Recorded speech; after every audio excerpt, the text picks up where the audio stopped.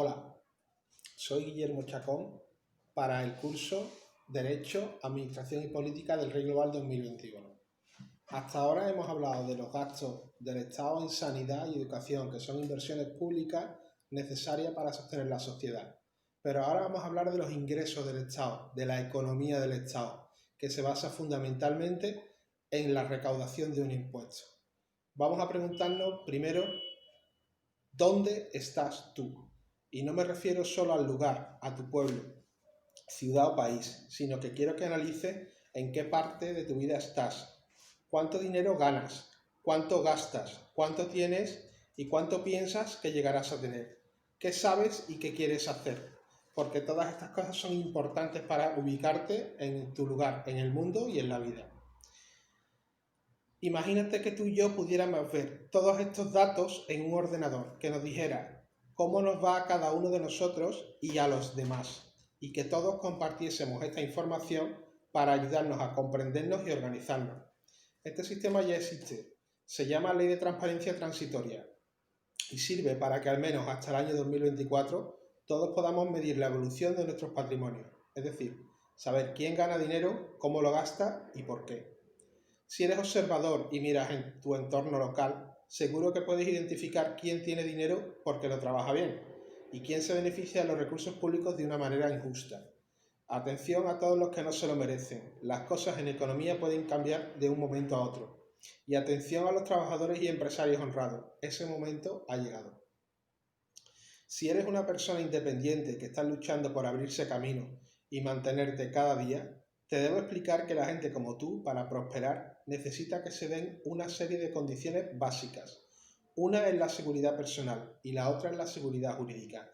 Es decir, primero, que no te hagan daño y segundo, que te permitan desarrollarte y sobre todo, que no te roben. Por desgracia, en muchas ciudades y países del mundo, ninguna de estas dos cosas está bien garantizada, sobre todo para lo que vamos a hablar de eso, es sobre la economía. Por desgracia, en muchas ciudades y países del mundo, ninguna de estas dos cosas está bien garantizada. Y sobre eso es lo que vamos a hablar hoy, sobre economía. Mira cómo es tu ciudad y compárala con estas ideas que te voy a exponer. Luego intenta pensar cómo serían las cosas si estos principios de los que estamos hablando se aplicasen más y mejor.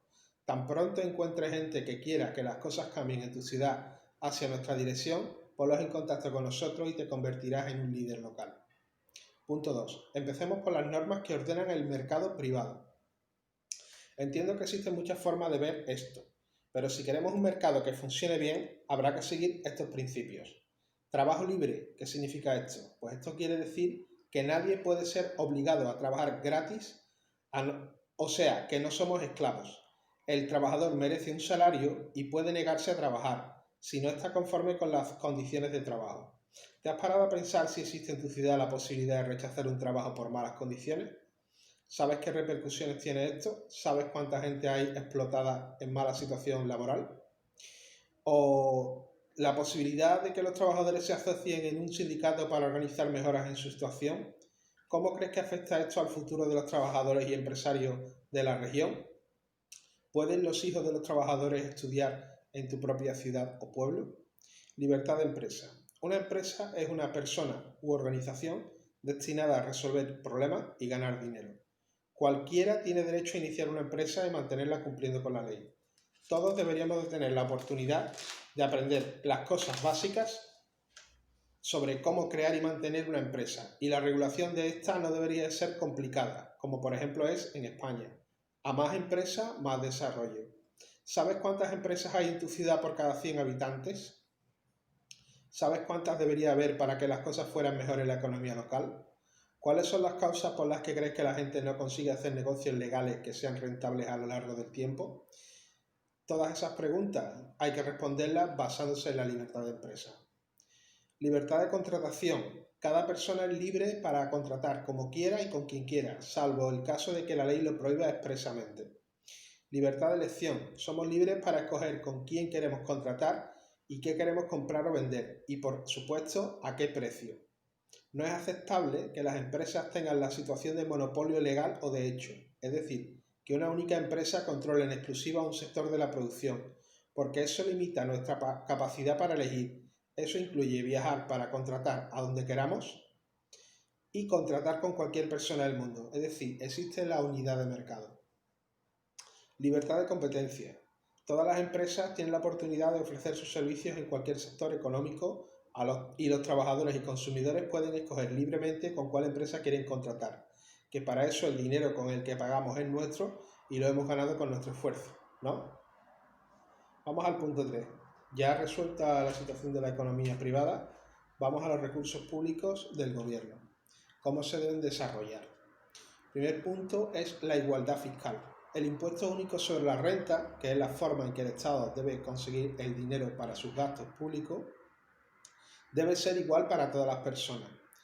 Es decir, del total de beneficios obtenidos cada año por las personas, estas deben de pagar en torno a un 25% al gobierno. El gobierno no necesita más dinero para dar los servicios públicos básicos a todos los ciudadanos. Lo que necesita es administrar mejor sus recursos y autolimitar su crecimiento. Es decir, si el gobierno necesita una cantidad de dinero, es justo darle esa cantidad de dinero, pero ni más ni menos, la que necesita para desarrollar el servicio público. Hemos analizado cuáles son los costes de este servicio público, hablamos de un 8% en sanidad, en torno a un 6 y un 8% en educación y una parte más que estaría dedicada a economía para las pensiones, etc. Entonces, una vez superados estos gastos públicos, todo lo demás que quieran quedarse solamente se lo quedan para ellos. Y eso no es justo ni razonable. Que 1 de cada 4 euros sea del gobierno ya es suficiente. De todo el dinero que nosotros manejamos, 1 de cada 4 puede ir para el gobierno, pero no debe superar esa cifra. Todo ese dinero público nos pertenece a todos los ciudadanos y solo hay una caja de dinero público común para todo el mundo. Por lo que cualquier persona responsable con poder político que robe, oculte o desvíe ese dinero es responsable ante cualquier ciudadano, tanto del daño económico u otro como de la responsabilidad de restituir e indemnizar. Con este dinero el gobierno debe prestar los servicios públicos a todos los ciudadanos en igualdad de condiciones, tanto a nivel personal, es decir, para todas las personas, como territorial, es decir, en todos los lugares. Neutralidad del gobierno en la economía. Este es otro principio que dice que el gobierno debe administrar los recursos públicos de una manera imparcial, sin beneficiar ni perjudicar concretamente a nadie en particular, y no debe intentar obtener beneficios económicos de su administración, más allá de lo que reciban como salario legítimo. Esto está en contra de la práctica de muchos políticos que hacen negocio con el dinero del gobierno para su propio beneficio. Principios de la contratación pública.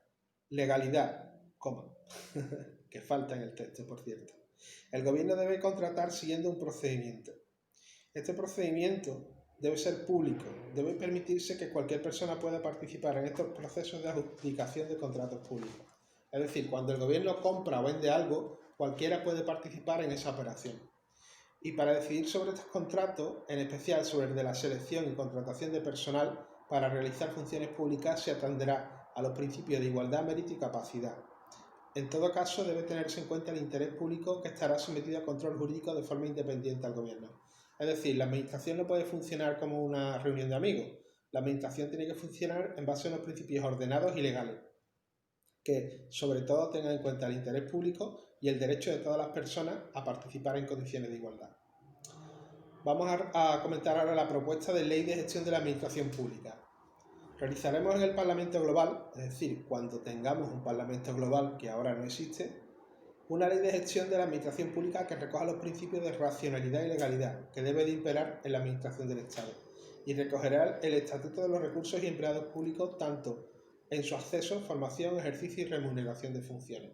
Es decir, imagínense que podemos empezar de cero y hacer un Estado con un país en el que todas las personas que puedan colaborar tengan su oportunidad. Todo eso tendríamos que hacerlo en base a un sistema legal y respetando las oportunidades de igualdad de todos los ciudadanos. Vamos al punto 4. Si contamos con unas buenas garantías para todos estos principios, ya podemos empezar a pensar en trabajar a gusto y ganar dinero, tanto como asalariados, como empresarios o incluso como trabajadores o contratistas del sector público. Todo el tiempo que pasemos discutiendo sobre si estas medidas son adecuadas o no, para mí es tiempo perdido, porque yo, mientras pueda, las voy a aplicar de todas formas. Es decir, tanto la política privada de economía como la política pública de economía, en lo que esté en mi mano voy a intentar que las cosas funcionen así como estoy explicando. La seguridad jurídica supone que entre todos defendamos estos principios en la economía y que nos esforcemos por defender a aquellas personas perjudicadas por la falta de garantía para estas libertades, ya que especialmente si son débiles y vulnerables, cuando esto empieza a perjudicarlos a ellos, la consecuencia es que nuestra propia libertad para elegir se pone en peligro. La mejor herramienta para estabilizar la situación del mercado y las garantías para nuestras libertades es difundir estos conocimientos, puesto que la gente, una vez que los prueba, no quiere otros. El plan B, que es ignorar todos estos principios de ordenación y hacerlo al revés, lleva directamente al desastre. Podemos mencionar multitud de países que no respetan las condiciones de los derechos humanos, que no respetan la libertad de empresa, que no respetan los principios de ordenación del mercado, y en todos esos países hay un factor común: se vive fatal. La prueba es que todo el que puede se escapa de allí. No vamos a mencionar ninguno para que nadie se sienta ofendido. Punto 5. El proyecto de un Estado nacional a nivel global, no discriminación por origen nacional. Piensen ustedes en lo que es la doble nacionalidad y vean cómo la podemos utilizar para hacer nuestro propio país. Lo que queremos hacer es un Estado nacional a nivel global, que evite la discriminación por origen nacional.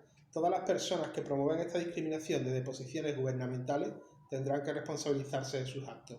Es decir, yo quiero que los gobiernos respeten a los ciudadanos, independientemente de donde sean, porque si se respeta a cualquier persona, al final terminaremos en la práctica con un solo país para todas las personas.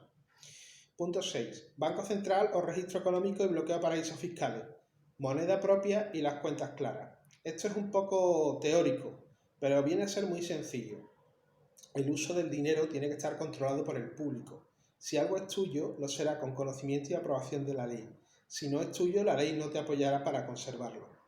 Es decir, ¿qué significa esto? Que el dinero en efectivo va a tender a desaparecer y va a entrar el dinero digital en todas las partes. Los bancos van a tener tarjetas de crédito para todos los usuarios y con esas tarjetas de crédito podremos hacer operaciones. Pero falta un detalle. ¿Vamos a tener acceso a controlar los ciudadanos cómo se está moviendo ese dinero? Porque claro, si mi ministro de Economía y de Hacienda puede ver toda mi vida y yo no puedo ver la suya, posiblemente ahí se vayan a producir abusos. Esto tiene un obstáculo importante en la existencia de los paraísos fiscales, con dinero negro y economía sumergida. En estos lugares donde el dinero está oculto sin que pague impuestos y sin que se sepa el nombre de su dueño. Vamos a hacer una explicación de lo que es un paraíso fiscal. Por ejemplo, Suiza, por ejemplo, Islas Caimán, por ejemplo, Londres en ciertas medidas, ya que se sale de la Unión Europea, son sitios donde tú puedes mover el dinero sin que se sepa bien de quién es ese dinero que tú estás moviendo. Entonces, eso sirve para que todas las personas que han robado, que han defraudado, que han sido corruptas, puedan guardar su dinero fuera del alcance de los gobiernos. Ese secreto bancario que no te dicen quién es el dueño está acompañado normalmente con medidas de fraude fiscal, porque esas personas no pagan el impuesto. No pagan el impuesto en ninguna parte. Entonces, la relación entre secreto bancario y paraíso fiscal significa que el dinero que se mueve, los gobiernos legítimos no tienen capacidad para controlarlo. Y esto es un problema serio en la economía, porque toda esa economía de dinero negro está haciendo la competencia a la economía de dinero legal y el ciudadano que es honrado no puede hacer frente a esa competencia, porque los del dinero negro tienen muchísimo más dinero, más recursos, más resortes y más gente sobornada que los que pueda tener un padre de familia normal que esté haciendo cualquier tipo de actividad económica. En fin, la única reacción posible ante la existencia de paraísos fiscales es bloquear el comercio con ellos, de forma que quien tuvo allí su dinero se encuentre un día con que ese dinero ha dejado de tener utilidad y valor. Es decir, que los que sacaron su dinero de la circulación legal para defraudar al Estado se encuentren con que el Estado deja de apoyar esa manera de trabajar. Así, la solución puede ser un embargo comercial contra los países, bancos o empresas que apoyen a paraísos fiscales o que se apoyen en ellos para su funcionamiento, o bien directamente sustituir la moneda normal por otra no convertible con las monedas antiguas. Así, las cuentas de todas las ciudades tienen que estar claras, así como la de todos los ciudadanos. Un solo impuesto sobre la renta del 25% sobre los beneficios obtenidos. La necesidad de financiar el Estado pasa por la recaudación de un único impuesto sobre la renta, de forma que todo el mundo pague por los beneficios obtenidos, no por el trabajo realizado. Al recaudar un solo impuesto sobre la renta en vez de varios, hay que tener en cuenta que se ahorra en la gestión y por supuesto que todo el mundo estará obligado a pagarlo. Yo quiero que todo el mundo, todas las personas del mundo estén obligadas a pagar un impuesto para poder hacer frente a la sanidad y la educación de todos los ciudadanos. Si esto se consigue, son viables los servicios públicos. Si no se paga el impuesto, es imposible dar servicios públicos a todas las personas. De esta forma estará claro cuál es el dinero que tiene el gobierno para gastar. Y por supuesto, el dinero del gobierno se podrá controlar mucho mejor, lo cual va a beneficiar directamente a los ciudadanos. Punto 8. La contabilidad de todos con transparencia total transitoria. Esta es una propuesta para que todo el mundo tenga acceso a la información sobre las cuentas de todo el mundo. Durante un periodo de 3 años consecutivos, todos los bancos estarían obligados a facilitar la información de los titulares de las cuentas y los movimientos para que puedan ser controlados por el gobierno y por los ciudadanos. Transcurridos 3 años se realizaría un referéndum para ver si se vuelve o no al secreto bancario. Tengan en cuenta que ya los gobiernos controlan a través de los ministerios de Economía y Hacienda el movimiento de dinero de los ciudadanos, pero nosotros, los ciudadanos, no podemos controlar ese movimiento de dinero cuando lo realizan los propios políticos. Ahí está la trampa. Así cada persona podrá saber cuánto se gasta en la ciudad y el país, cómo se maneja la empresa en la que trabaja y a qué se dedica el vecino. Actualmente esa información está en manos de los bancos, las grandes empresas a través de las estadísticas, los gobiernos, las administraciones públicas, los jueces y la policía, y por supuesto de los hackers informáticos que acceden a todos sitios con sus ordenadores. Así que se trata de extender estos conocimientos a la gente corriente para igualar las condiciones de acceso a la información. Si tenemos igualdad de oportunidades, podemos tener igualdad de resultados, pero si la economía está trampeada, no podemos acceder a una competencia libre y directa. El análisis de estos datos nos permitirá tomar conciencia del funcionamiento de la economía y conseguir mejorar su eficacia, además de dificultar los delitos económicos, ya que la base de datos en la que se convertirá el dinero en efectivo es más fácil de controlar por la sociedad. Aquí les hago advertencia de un riesgo y un peligro. Imagínense que todo este control cae en manos incontroladas, de personas que únicamente busquen su beneficio. Con todo este poder será muy difícil echarle en mano y conseguir vivir una vida normal, porque ellos querrán afianzar su poder a costa de lo que sea. Vamos con el punto 9. Igualdad de inversión pública en sanidad y educación para todos los ciudadanos. La ciudadanía consiste en el conjunto de obligaciones y derechos que supone ser ciudadano, y la clave de la ciudadanía para todos es que los aspectos fundamentales tales como la sanidad y la educación, la inversión pública debe ser equivalente para cada ciudadano, es decir, que se gaste el mismo dinero en dar servicios públicos a todas las personas, evitando que unos ciudadanos salgan beneficiados y otros perjudicados sin motivo en las cuentas públicas. Si nosotros vamos a tener un seguro de salud, por cada ciudadano se dota una cantidad para ese seguro de salud. El que lo necesite lo utiliza, el que no lo necesite no lo utiliza, pero el seguro de salud está ahí para todos. En la educación lo mismo, si tú quieres estudiar y tienes acceso a la formación, pero otra persona no quiere estudiar, pues esa persona pierde su oportunidad y pierde ese dinero porque no está estudiando. Pero todo el que necesite estudiar va a poder tener acceso a la formación. Y en las pensiones, por supuesto, si te mueres antes de tiempo no cobrarás tu pensión, pero todo el que sobreviva sí podrá cobrarla. Punto 10. Presupuesto compartido al 50% entre el Estado central y las ciudades. Definición local y global. Vamos a ver, aquí hay un problema que todos se habrán dado cuenta ya. Yo estoy hablando de un mundo globalizado donde hay ciudades que son autónomas y son capaces de gestionar sus propios intereses. Pero es necesario que estas ciudades reciban dinero del gobierno central para poder desarrollar su actividad. Si ustedes están en un país pequeño, por ejemplo Bolivia, por ejemplo Liechtenstein o por ejemplo Benin, pues ustedes me pueden decir, bueno, pero es que en mi país eso que tú me hablas no existe. Mi país es un pequeño país, con un pequeño gobierno, un pequeño... Bueno, pues eso es cierto. Todos esos países pequeños tienen que entender que si se adaptan a estos formatos de que las ciudades tengan capacidad y competencia para desarrollar sus proyectos, en esas ciudades los vecinos van a vivir mejor. Entonces, ¿cómo se consigue esto? Presionando al gobierno para que suelte dinero para que las ciudades tengan dinero suficiente para desarrollar sus productos. El equilibrio entre los derechos de los ciudadanos de las distintas ciudades del Estado se basa en una definición global de los derechos y una gestión local de las soluciones que necesiten los problemas de cada zona. Es decir, el gobierno central nos va a dar el marco jurídico de cuáles son los derechos que tenemos y cada uno de los gobiernos locales va a tener un presupuesto autónomo para gestionar las soluciones necesarias en esa ciudad. Esto se puede conseguir recaudando entre todos los ciudadanos y entregando a las autoridades un cheque de dinero público para que gestionen los servicios de los ciudadanos, conservando una autonomía local para la gestión al 50% del presupuesto. De modo que los responsables de cualquier ciudad del mundo cuenten a priori con los mismos recursos para atender las necesidades de los ciudadanos. Es decir, si el Estado recauda 100, 50 debe ir destinado a las ciudades y estas ciudades van a recibir ese dinero en función del número de habitantes que tenga cada una. Así todas las ciudades están en igualdad de condiciones para hacer frente a los gastos y las inversiones necesarias para sostener los servicios públicos. Así que si yo caigo enfermo en mi ciudad, como el gobierno central tiene que dar dinero cada año a mi ayuntamiento para construir las infraestructuras sanitarias y dar atención médica a los vecinos, pues yo tendré garantizado ese derecho. Pero si yo caigo enfermo mientras estoy de vacaciones en otra ciudad, pues también habrá un hospital cerca, porque para eso el gobierno central le da dinero a cada ciudad.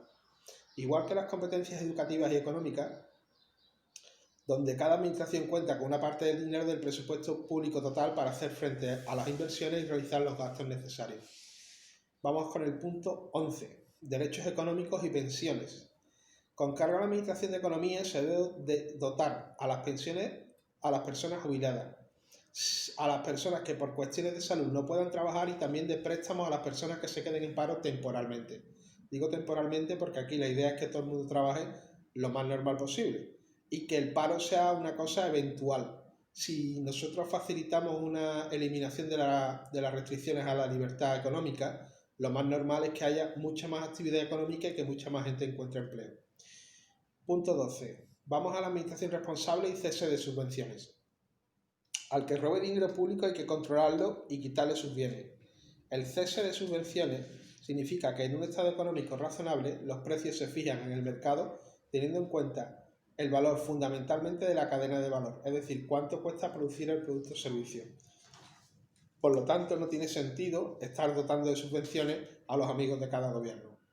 La intervención del Estado en forma de subvenciones debe de verse con el criterio más restrictivo posible, es decir, solamente cuando sea un sector en el que no haya más remedio que poner dinero público. Pero el común de los sectores debe ir acostumbrándose a funcionar cada uno por su cuenta. Auditoría de calidad de servicios públicos y contables. Todas las cuentas públicas podrán ser revisadas por los ciudadanos, pero además deberán ser revisadas por expertos en contabilidad y los servicios prestados tendrán que ser revisados en cuanto a la calidad, presentando estadísticas contrastadas, medibles y comprensibles.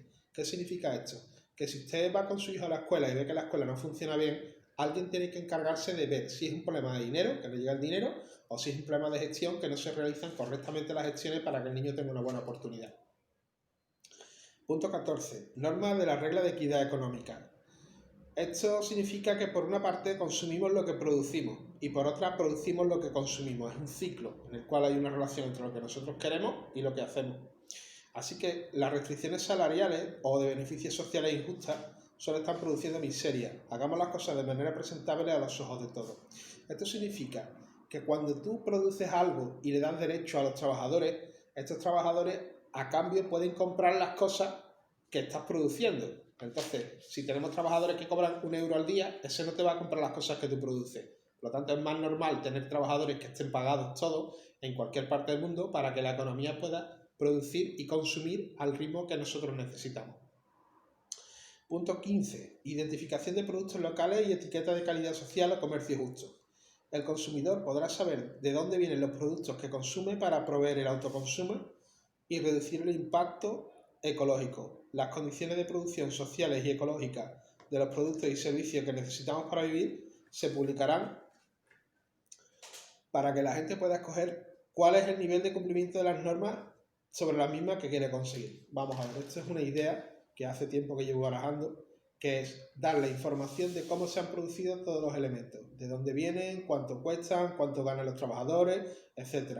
Con esta información te puedes decir qué productos quieres comprar, de qué empresa y según en qué condiciones se hayan fabricado o producido. Esto a lo que nos va a llevar es que si hay un grado de conciencia social mejor que el que tenemos ahora, podamos decir ayudar a las personas que están en unas difíciles condiciones salariales. Porque las empresas que les paguen un poquito mejor van a tener una ventaja frente al consumidor. Entonces, esto pasa en muchos países. Gente que trabaja mucho y no cobra casi nada. Y trabajan para producirle a empresas que vienen al mercado rico, a los países occidentales, Y aquí nosotros consumimos sin saber la miseria que hay detrás de esas personas. ¿De acuerdo? Entonces, con información podemos cambiar esto. Vamos al punto 16, seguridad y justicia. La justicia retributiva, que consiste en dar exactamente lo que se merece cada persona, exige que haya incentivos y penalizaciones.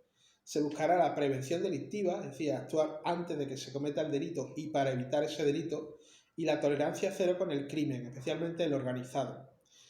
El sistema contará con parámetros de identificación personal seguros y estará gestionado por personas con la debida formación y se actualizará con cada cambio de las circunstancias de los usuarios. Es decir, no podemos valorar que haya gente descontrolada en el mundo. El mundo tiene que estar controlado y todo el mundo tiene que saberse quién es y a dónde está.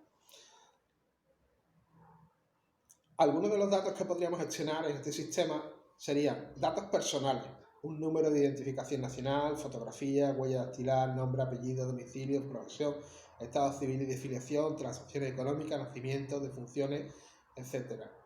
Los objetivos secundarios serían dotar de coherencia el sistema informático de identificación que necesita el país para la gestión de toda la administración pública y los servicios públicos y las necesidades de los ciudadanos. Es decir, ¿cómo vamos a nosotros a organizar un país si no sabemos quiénes son los que lo componen? Para eso necesitamos principalmente tener un sistema informático con los datos de todas estas personas. El control de la gestión de las inversiones públicas también se facilitaría mucho con este sistema informático y cada funcionario público o autoridad del país debe realizar una declaración de bienes al principio de su mandato, que estará coordinada con la base de datos del sistema electrónico de pagos, para que tanto durante su gestión como al final de su mandato sea posible controlar y comprobar que ha administrado el dinero público correctamente. Caso contrario, será posible actuar contra su patrimonio conforme a la legalidad. Porque lo que pasa ahora es que los políticos que roban, al cabo del tiempo, dicen que no tienen dinero y que no pueden pagar las responsabilidades. Eso es un cachondeo y hay que evitarlo.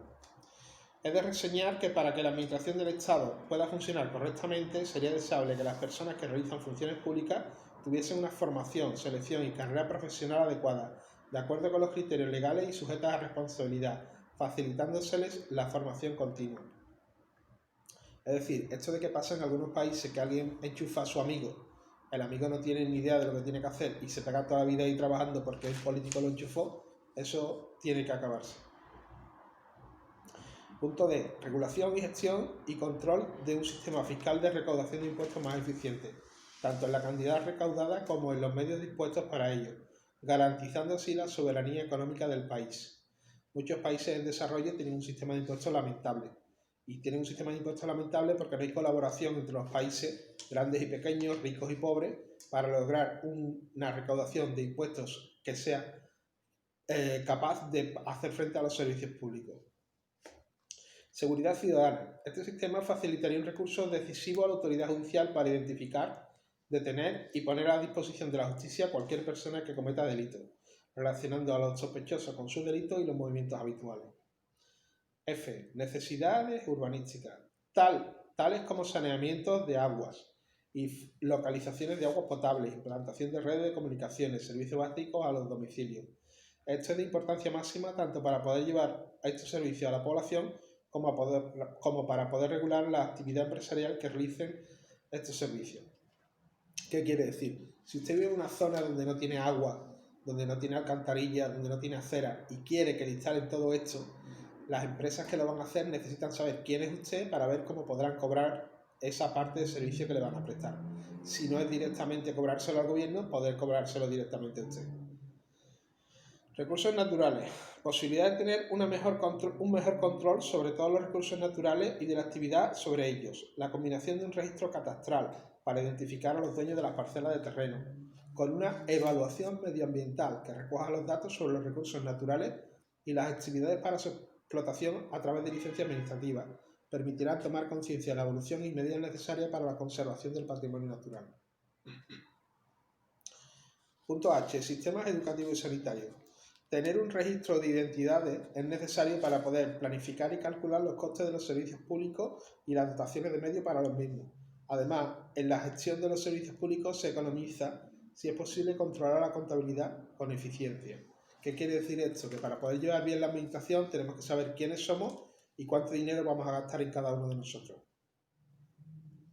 Un sistema unificado de control de la población y sus vicisitudes, tales como un padrón que recoja los datos de los habitantes, catastro que recoja los datos de sus parcelas, situación, extensión, producción y sus dueños, registro de propiedad para las fincas urbanas y o habitables y de prestaciones públicas que beneficien a los ciudadanos, salarios de los funcionarios públicos y subvenciones agrícolas frente a catástrofes naturales. Todo ello válido en favor del buen orden y auxilio de la justicia, de forma que en cada momento se pueda conocer quién es el responsable de las cosas y cuál es el patrimonio con el que se puede hacer frente a esta responsabilidad. Volvemos al tema de la insolvencia. Es decir, gente que hace las cosas mal, que tira el dinero o se lo guarda a través de otra persona y después cuando se le pide el dinero por la justicia dicen que ellos como no tienen no pagan y no pasa nada, se pierden miles de millones. Creación de un sistema electrónico de pagos nominativos que sustituya al dinero en efectivo, para poder controlar la identidad de los ciudadanos que realizan las transacciones económicas, en especial en lo referente a la corrupción, evasión de impuestos, blanqueo de dinero, evasión de capitales, importación y exportación descontrolada. Es decir, esto es un punto que para comprenderlo habría que analizar un poco cómo son las operaciones de comercio internacional y cuál es la ilusión de responsabilidades que se produce a veces dentro de ellas, donde la gente responsable de las cosas no da la cara, se llevan el dinero y al final los pobres no tienen acceso ni siquiera a comprender ni a enterarse de qué es lo que ha pasado con su vida y con su dinero. Vamos al punto K. Este sistema facilitaría el desarrollo de un sistema de pensiones y cotizaciones a la seguridad social, de forma que los ciudadanos lleguen a tener un plan de jubilación de acuerdo a sus aportaciones e incluso para los que no pudiesen realizarla por cuestiones de salud. Existiría una contabilidad nacional y sistema de seguros públicos. Este plan es que los malos se queden pobres. Para eso es para lo que estamos contactando la información y el control de la sociedad sobre la infraestructura económica y comercial. La gente que quiera trabajar y progresar va a tener el camino más abierto que nunca. La gente que no quiera no lo va a tener fácil. En conexión con las autoridades sanitarias y educativas se protegerá el patrimonio natural, de manera que la gestión y las medidas de conservación sirvan para mantener los recursos naturales. Punto 17. Este es el punto final de un curso que hice hace algunos años y lo he incluido para que vean ustedes que sigo pensando igual que hace tiempo. Quizás es por falta de flexibilidad. Obligaciones públicas y conflicto comercial. Para todas las personas existe la obligación de contribuir a la transparencia económica, la democracia y la igualdad global para todos los seres humanos. Esto es una obligación personal e individual, basándose en la defensa de las libertades de trabajo y residencia para todas las personas. Es decir, no estoy a favor para nada de que haya fronteras ni que haya inmigrantes irregulares que no tienen derecho al trabajo. A través de organismos locales y globales dedicados a la salud, la educación y la economía. Esta es la función que debe tener el Estado, dar servicio público a los ciudadanos. La oposición de personas, empresas y estados al desenvolvimiento natural de esta asociación podrá tener como consecuencia el desencadenamiento de un conflicto comercial, en el que sus bienes y servicios dejarán de ser considerados como de ilícito comercio, de forma que, marginados sus medios de vida, se reduzca la efectividad de su coacción. Es decir, a las personas que no respeten los derechos humanos, a las personas que no respeten a otras personas, el único camino que hay es hacerles el vacío, no comerciar con ellos y hacer que se arruinen, porque la relación de una injusticia con la violencia no nos puede permitir a nosotros entrar en esa espiral de violencia. Hay que hacer las cosas pacíficamente, pero hay que hacerlas con firmeza. Guillermo Chacón, desde Sevilla, muchas gracias.